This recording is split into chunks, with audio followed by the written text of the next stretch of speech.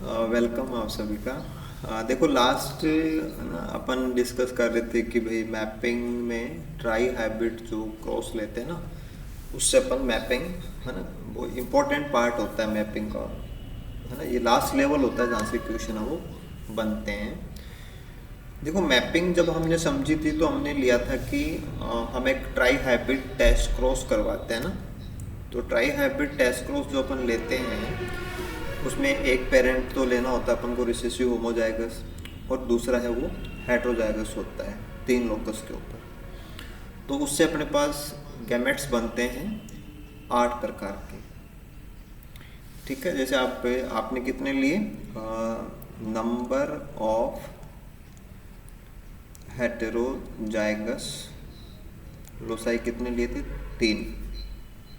तो number of gametes कितने बनते हैं, 8। ठीक है, अगर आप नंबर ऑफ हेटेरोजाइगस लोसाई 2 लेते हैं तो गैमेट कितने बनते हैं, 4, है ना। ठीक है, तो थोड़ा सा क्या कि आपको अप्लाई करना चाहिए, दिमाग अप्लाई करना चाहिए कि क्योंकि इसमें देखो क्या होता है कि जेनेटिक्स में एक तो होता है नॉलेज कि आपको सब्जेक्ट आ रहा है, टॉपिक आ रहा है, एक इसमें होता है मैथमेटिक्स, है ना। और तो सब्जेक्ट को मैथमेटिक्स से जोड़ के ये समझना होता है कि कैसे चल रहा है। ठीक है, अब देखो जब 3 होता है तो 8 आता है, 2 होता है तो 4 आता है, राइट। तो ये क्या है, ठीक है, जैसे अपन कहें कि भाई 2 की पावर 2 है तो ये 4 होता है, 2 की पावर 3 है ये 8 होता है, राइट। तो हमने क्या किया, हमने, है ना, n, this is n, this is n। तो नंबर ऑफ हेट्रोजाइगस लोसाई को आप n बोल दीजिए।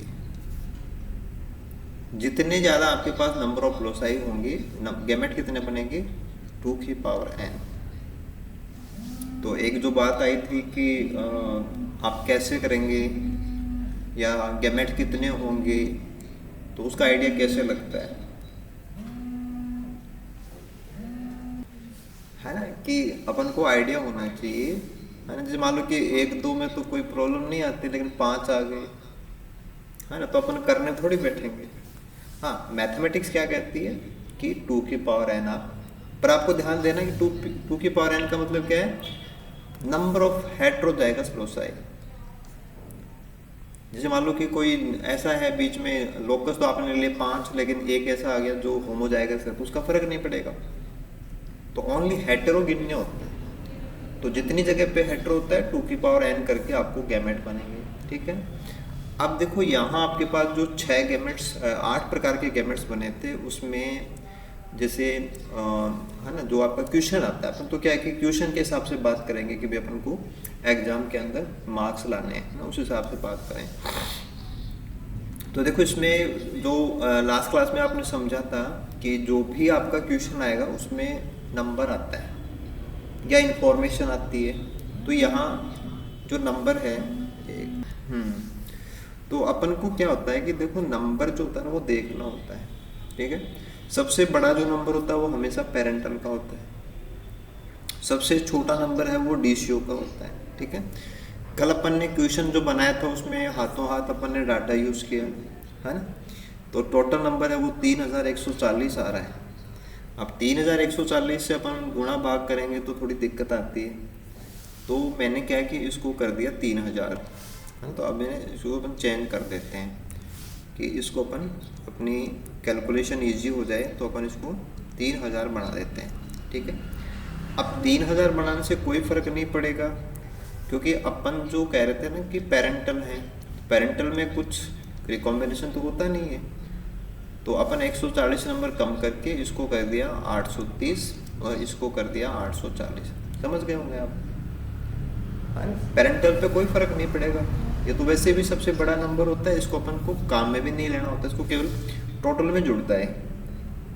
अगर आप और किसी में नंबर कम करते हो तो फिर ये फ्रीक्वेंसी चेंज हो जाती है। ठीक है, तो अपन जैसे मान लो कि ये तो आप क्वेश्चन कर रहे हो, एक क्वेश्चन आप खुद बना लो, है ना। आप खुद भी क्वेश्चन बना सकते हो और उसमें भी डाटा सेट करना सीखो, क्योंकि जब आप ये लेवल पे आ जाते हो तो सॉल्व करना तो आपको आता ही है, राइट। ठीक है। हाँ, डाटा पेरेंटल का और डिजिटल का तो सेट कर देते हैं।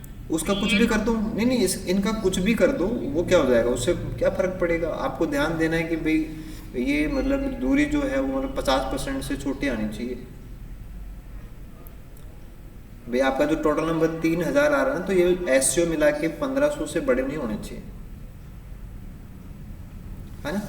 तो आप कोई भी डाटा सेट करेंगे, एक दो बार करके देखेंगे तो आपको लग जाएगा कि भाई कैसा डाटा होता है। फिर आप क्वेश्चन में देखेंगे तो आपको बहुत ऐसे कॉन्फिडेंस फील होगा कि जैसे मैं क्वेश्चन बनाता हूँ वैसा ही आया हुआ है ना। तो अब देखो अपन ने ये काम कर लिया कि सबसे बड़ा नंबर सबसे छोटा नंबर कंपेयर किया, तो हमें पता लग गया कि सी बीच में है।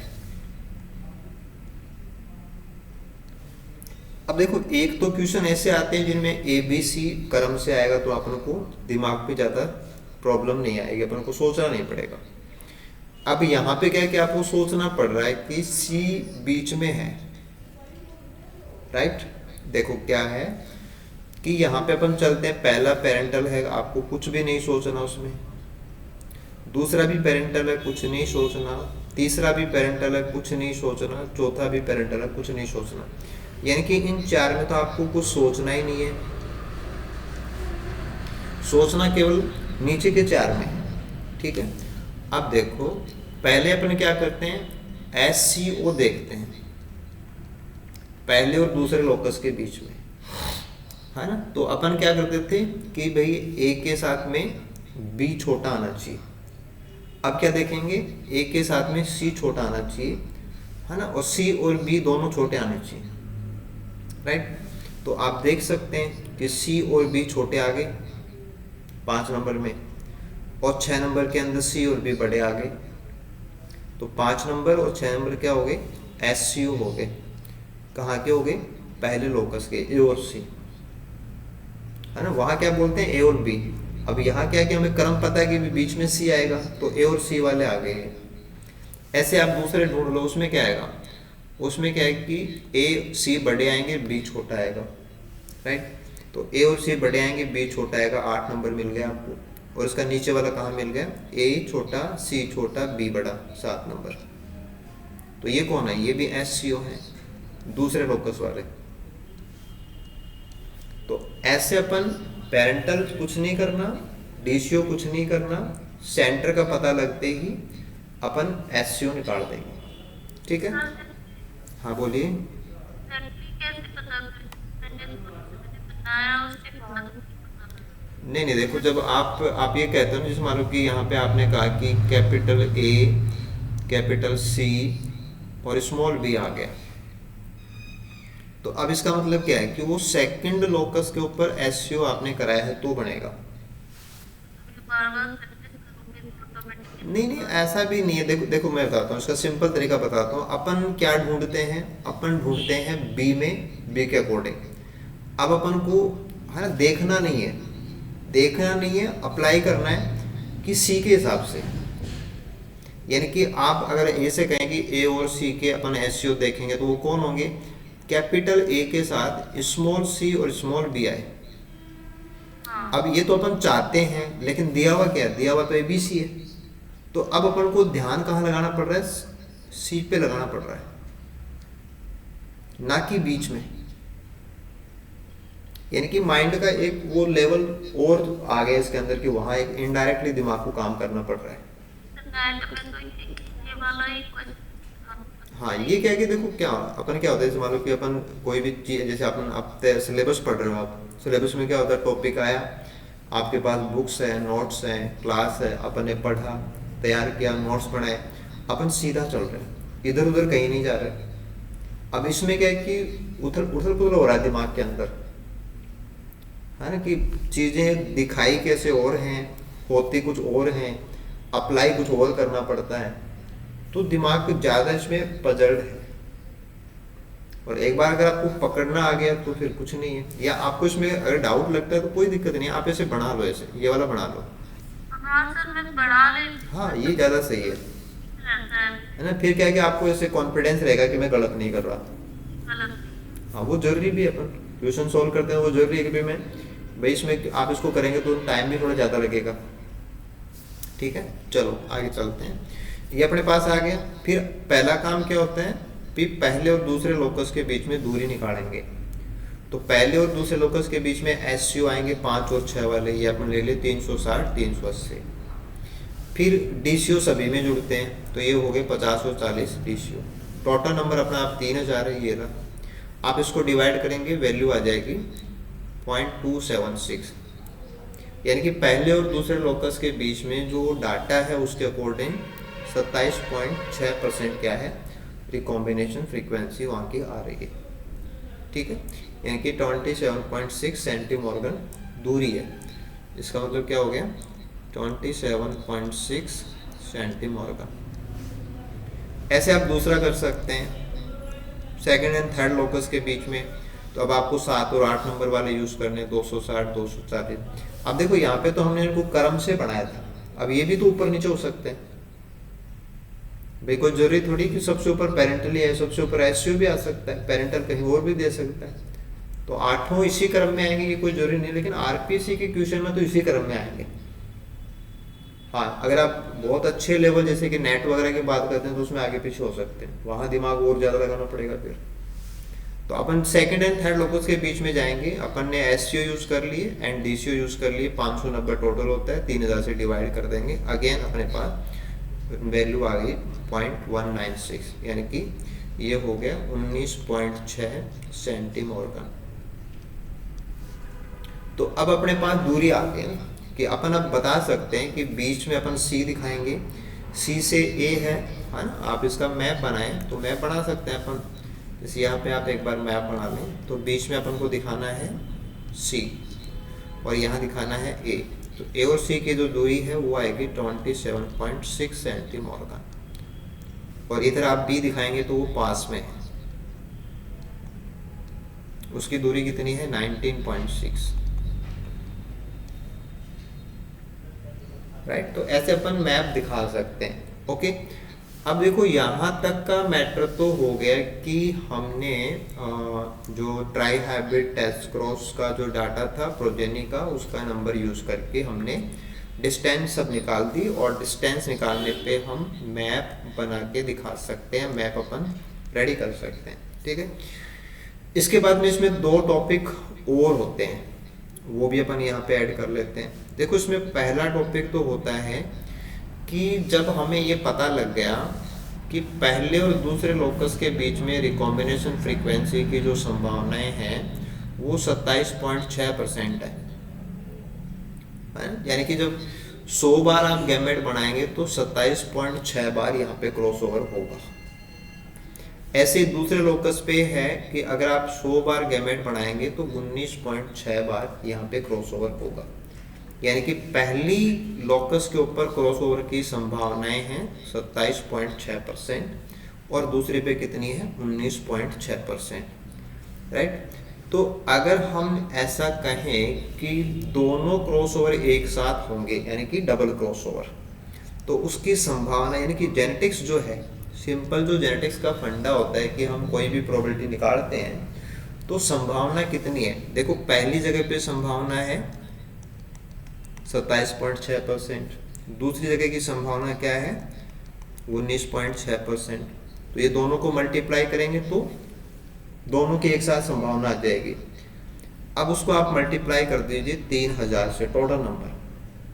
तो यानी कि अपने 100 थोड़ी हो रहे हैं, अपने तो 3000 है।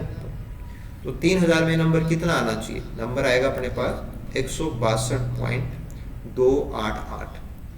यानी कि अगर इस डाटा को देखें और हमारी पहले और दूसरे लोकस की दूरी 27.6 हो, दूसरे और तीसरे की 19.6 हो, तो ये आंकड़ा ये कहता है कि डीसीओ का नंबर है वो 162.288 होना चाहिए, एक्सपेक्टेड है ये।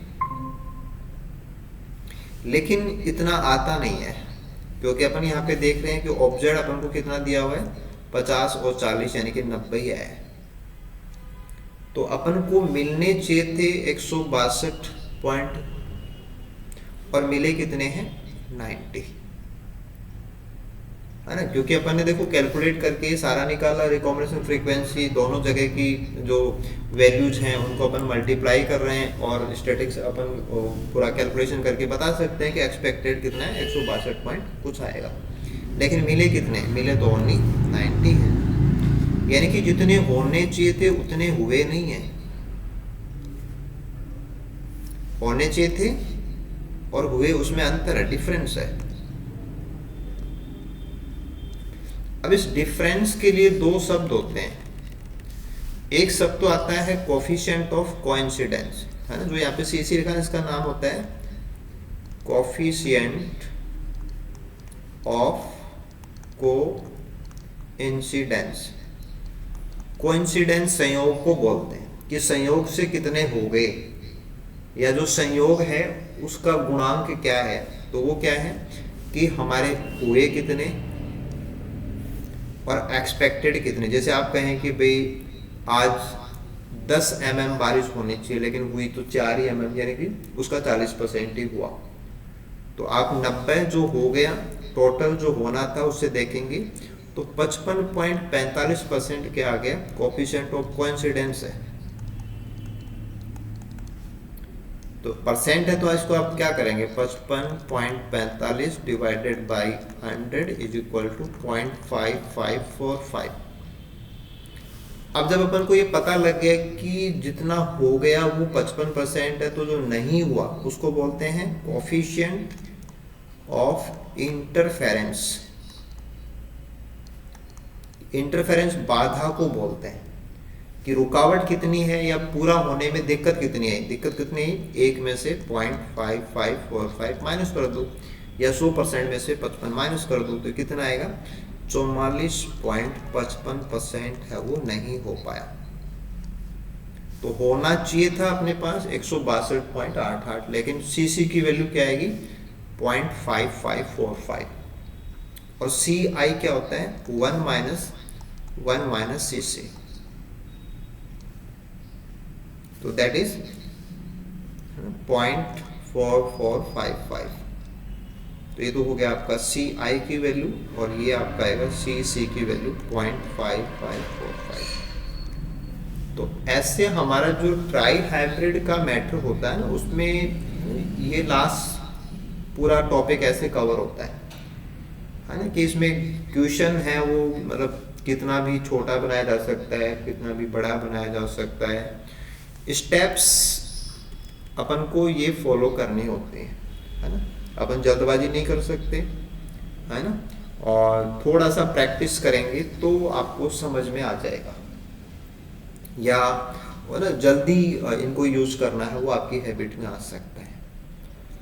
तो है ना, coefficient of coincidence and coefficient of interference. या मान लो कि आपके पास ये आ जाता है कि है ना, जैसे सपोज कि टोटल नंबर दे दिया आपको, है ना, और कोफिशिएंट ऑफ कोइंसिडेंस दे दिया या कोफिशिएंट ऑफ इंटरफेरेंस दे दिया सपोज, और फिर अपन निकाल सकते हैं कि वहाँ पे कितने रेशियो नंबर आपको ऑब्जर्व हुए हैं। ऐसे काम भी आप कर सकते हो। तो आई होप जैसे एक बार आप प्रैक्टिस करें तो चीज़ें आपको ज़्यादा, क्योंकि मैथमेटिक्स का इसमें कनेक्शन है, और मैथमेटिक्स जहाँ भी आती है, जहाँ भी आपको कुछ करना होता है ना, वो पेपर बेस्ड प्रैक्टिस होती है। तो पेपर बेस्ड प्रैक्टिस मस्ट आपके लिए, हालांकि जैसे मैंने भी कल आपको क्वेश्चन बना के दिया लेकिन वो 3000 नहीं आया डाटा, है ना, तो जब आप कागज़ लेके बैठते हो तो फिर उनको सेट करते हो या कैलकुलेट करते हो। अब यहाँ तो मान लो कि अपन ने मोबाइल वगैरह यूज़ करके कैलकुलेट कर दिया, बट है ना, वहाँ एग्जाम हॉल में तो पेपर शीट ही है आपके पास। थोड़ा ऐसा डाटा आएगा। हाँ, चलो एक नेक्स्ट एक और क्वेश्चन पे थोड़ा प्रैक्टिस करते हैं, मे बी उससे और फायदा होगा अपन को। ठीक है, एक क्वेश्चन आपके सामने है। आपको क्या दिया गया है, डाटा दिया गया है, ए और बी के बीच में दूरी आप मान लीजिए 10 सेंटीमॉर्गन, बी और सी के बीच में मान लीजिए 20 सेंटीमॉर्गन, कोफिशिएंट ऑफ इंटरफेरेंस है 0.2 और टोटल प्रोजेनी है 1000। तो ऑब्जर्व डीसीओ है ना आपके कितने थे, मतलब या ये जो आपने तैयार किया है उस डाटा के अंदर आपको डीसीए कितने मिले थे। हाँ दोनों का इनपुट टोटल आ जाएगा। हाँ चलो मैं आपको स्टेप बताता हूँ ना, क्योंकि काम क्या होता है कि इस तरीके से होता है ना। तो देखो इसमें पहला क्या होता है, पहला स्टेप आपको लेना है कि कोफिशिएंट ऑफ इंटरफेरेंस बता रखा है, तो कोफिशिएंट ऑफ कोइंसिडेंस कितना हो जाएगा, 1 माइनस 0.2 इज इक्वल टू 0.8, यानी कि 80% डीसीओ आपके हो गए। अब अगला आता है कि डीसीओ होने कितने चाहिए, हाउ मैनी एक्सपेक्टेड। तो डीसीओ के लिए अपन क्या करते हैं, पहली है तो ये हो गया 0.1 मल्टीप्लाइड बाई दूसरा है ना, पहले और दूसरे लोकस के बीच में रिकॉम्बिनेशन फ्रीक्वेंसी कितनी है, 10 सेंटीमोर्गन यानी कि 0.1, और ये कितनी है 20 का मतलब 0.2, और फिर टोटल कितने थे अपने पास 1000। तो आप इनको मल्टीप्लाई कीजिए 0.1 0.2 तो कितना हो जाएगा 0.02, यानी कि ये कितना है, ये है 2%। तो 100 में से होता है 2, तो 1000 में से कितना होगा 20, तो 20 आपके एक्सपेक्टेड हैं, लेकिन होंगे कितने, 20 जितने एक्सपेक्टेड है उनके 80% होंगे, है ना। तो 20 का 80% कितना होता है, 20 multiplied by 0.8 is equal to 8 दूनी 16, पॉइंट यहाँ लगा दो 16।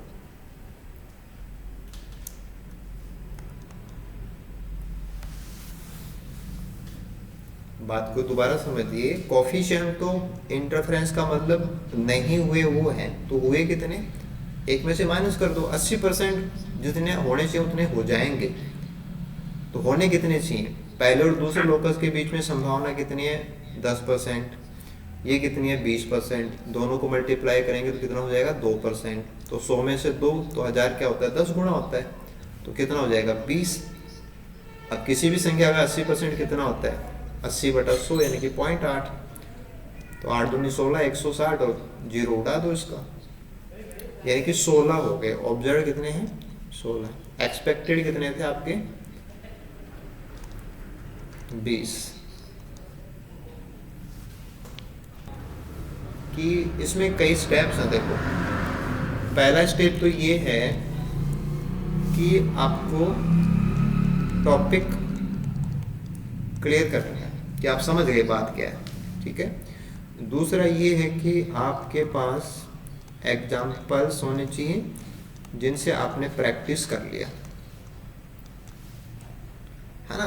एटलीस्ट आप 5-4 बार कुछ करेंगे तो आपको लगेगा कि ऐसे होता है, ठीक है।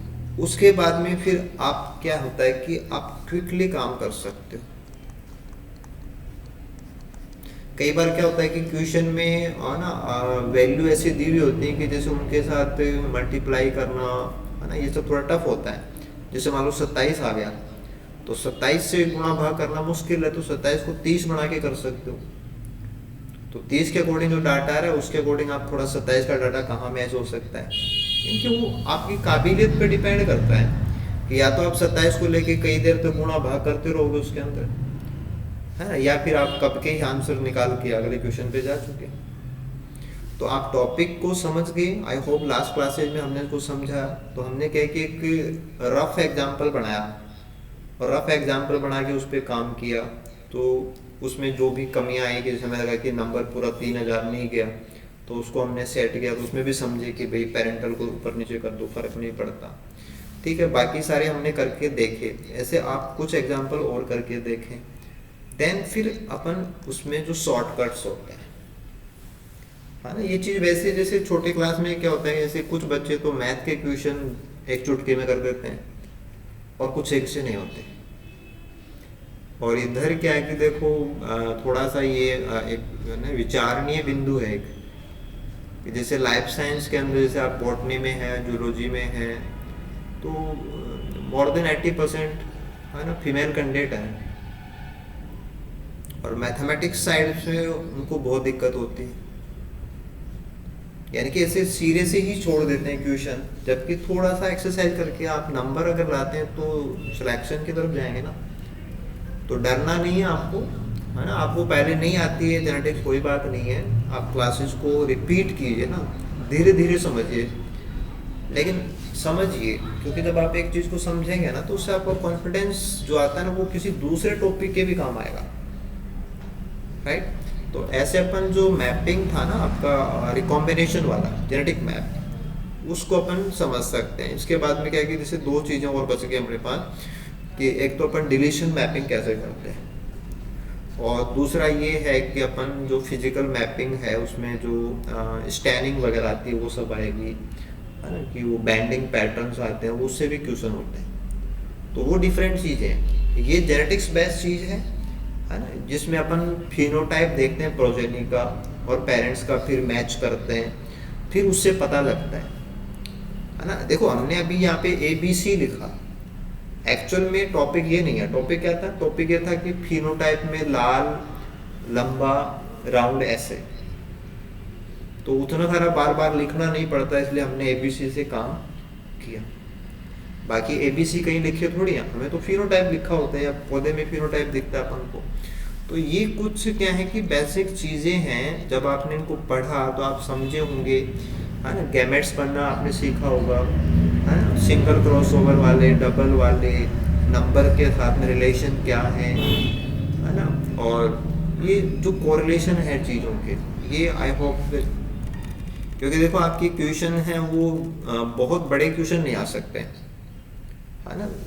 जैसे मान लो कि अपन ने अभी पीछे ये सॉल्व किया था, इसमें अपने पास ये काफ़ी लेंथी क्वेश्चन हो जाता है, अब इतना बड़ा नहीं आ सकता। हाँ, इसमें ये दे सकता है कि किन्हीं दो जीन के बीच में दूरी दे दी और टोटल प्रोजेनी बता दी, तो उससे फिर कुछ पूछ सकता है। कोफिशिएंट ऑफ इंटरफेरेंस क्या होगा, कोफिशिएंट ऑफ कोइंसिडेंस क्या हो सकता है, एक्सपेक्टेड रेशियो इतने हैं, ऑब्जर्व्ड इतने हैं, तो कोफिशिएंट ऑफ इंटरफेरेंस की वैल्यू क्या है ना, क्योंकि जिसमें हाँ सर आप ना प्रैक्टिस के लिए क्वेश्चन क्या, हाँ भेज दीजिए आप। ठीक है, मैं एक या दो क्वेश्चन मैं आपको देता हूँ, कुछ आप भी बनाओ, है ना, दोनों काम करते हैं ना। तो है ना, ये रखते हैं और फिर है ना इसका टेस्ट होगा, उसमें भी क्वेश्चन डालेंगे, यानी कि कम से कम आपके पास 5-10 क्वेश्चन कर लिए, जब 10 क्वेश्चन कर लिए तो फिर ठीक है, मतलब फिर पकड़ जाओगे बात को कि भाई क्या करना होता है, कैसे करना होता है, ठीक है ना। तो देखो मैंने मेरी साइड से एक अच्छी कोशिश की है कि जेनेटिक्स का जो डर है वो निकल जाए आपका, हाँ, क्योंकि मुझे तो क्या होता है कि ये मुझे तो लगता है कि ठीक है, लेकिन मेरे स्टूडेंट को भी लगना चाहिए कि ठीक है, उनको भी विश्वास आना चाहिए कि भाई जेनेटिक्स है ना सरल है, मतलब है ना। जेनेटिक्स का क्वेश्चन आता है तो पूरा ही आता है, ये मान लो, और नहीं आता है तो फिर आप पेन लेके बैठ जाओगे, लेकिन चला नहीं पाओगे कि भाई करना क्या है। क्योंकि जो मैंने अपन ने भी बात की ना कि स्टेप क्या होगी, पहले सबसे पहले क्या करना है। अगर आपको ये नहीं पता लग रहा है कि सबसे पहले क्या करना है, तो फिर आप करोगे कैसे, इम्पॉसिबल है, ठीक है ना। तो चलो अच्छा है, अपन है ना ये मैपिंग वगैरह अच्छे से कवर करेंगे, और आगे के जो है ना मैपिंग के और मेथड्स हैं उनको भी अपन अभी नेक्स्ट क्लासेज में कवर करेंगे। जो भी शेड्यूल है मैं आपको है ना ग्रुप में शेयर कर दूँगा, बता दूँगा। बात बोल रही